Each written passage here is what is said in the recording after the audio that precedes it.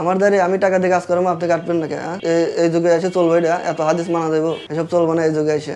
আশেপাশে কি ছেলে অভাব পড়ছে? দাড়ি না রাখলে গুণ হবে আমার, তোমার সমস্যা কি? তুমি কাটি দাও। আবার অনেকে বলে যে ভালো কাজ করছেন ভাই, ভালো ভালো রাখছে।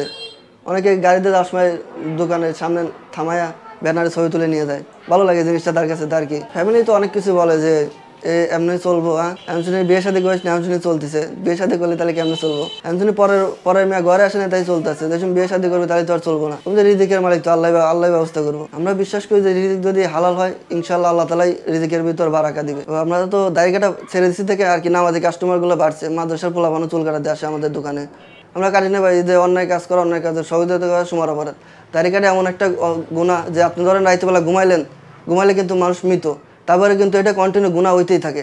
এটা এমন একটা গুনাহের কাজ, যে কাটবে তারও গুনাহ হবে, যে কাটাবে তারও গুনাহ হবে, সমান অপরাধ। আপনি যদি মুসলিম হন তাহলে তো হালাল হারাম মেনে চলতে হবে আপনাকে। আর হালাল যদি আপনার টাকা যদি হারাম হয় তাহলে তো আপনার ইবাদত বন্দেগী কিন্তু কবুল হবে না আল্লাহর দরবারে।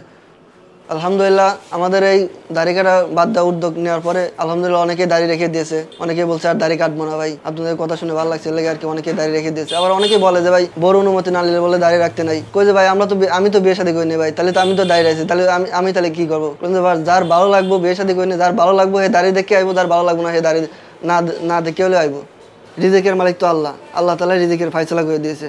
50 বছর আগে থেকেই আল্লাহ তাআলা রিজিকের ফয়সালা করেছে। কত হারাম পথে উপার্জন করে, কত হালাল পথে উপার্জন করে।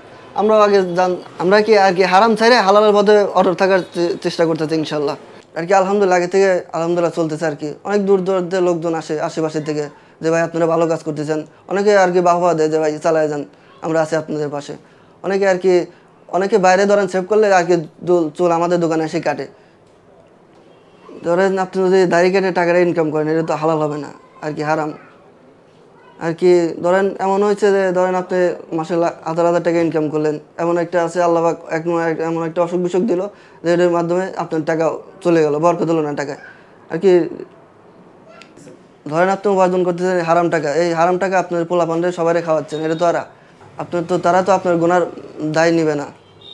তাই নিজেই আর কি সিদ্ধান্ত নেওয়া।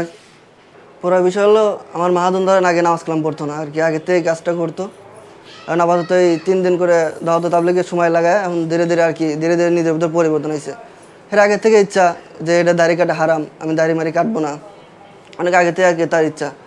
এবারে যে 2024 সালে আর কি ইজতেমাতে 40 দিনের লেগে বাইরে ছিল আর কি, 4 মাসের লেগে বাইরে ছিল আর কি। এর আগের অনেক থেকে ইচ্ছা ছিল যে আমি আর দাড়ি মারি কাটবো না। অনেক আলেম ওলামার সাথে পরামর্শ করছে যে দাড়ি কাটা গুনাহের কাজ। এর লেগে আর কি ওই ইজতেমাই চিল্লাতে আসার পরেতে আর কি এর সিদ্ধান্ত নিছে সে আর কাটবে না দাড়ি।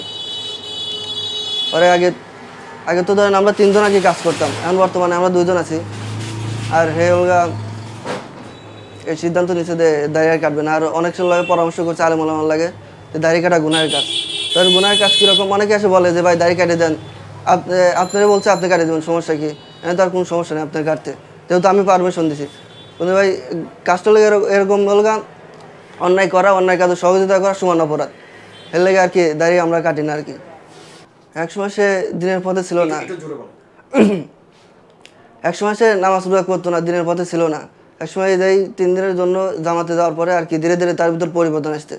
এই 2024 সালে ইজতেমায় যাওয়ার পর 4 মাসের জন্য ইজতেমায় গেছিলো, কি কই চিল্লাই গেছিলো। আর কন্তে ধীরে ধীরে তার ভিতর পরিবর্তন। তার আগে থেকে ইচ্ছা ছিল যে আমি দাড়ি কাটবো না। অনেকের কাছে শুনছে যে দাড়ি কাটা গুনাহের কাজ, দাড়ি কাটলে গুনাহ হয়, যে কাটবে তারও গুনাহ হয়, যে কাটাবে তারও গুনাহ হয়। এর জন্য আর কি এই চিল্লাতে আসার পরে তো আর কি এটা সিদ্ধান্ত নিচ্ছে যে আমি আর দাড়ি কাটবো না। তাতে অনেক আগে থেকে অনেক আর কি কাজকাম কমে গেছে। রিজিকের মালিক তো আল্লাহ তো সব কিছু করে দিবে। যেহেতু আমরা এখন দাড়ি কাটি না, এর জন্য এটা নিয়ে আর ভয় নাই যে আমরা এই টাকাটা হালাল আর কি, হালাল নাকি হারাম।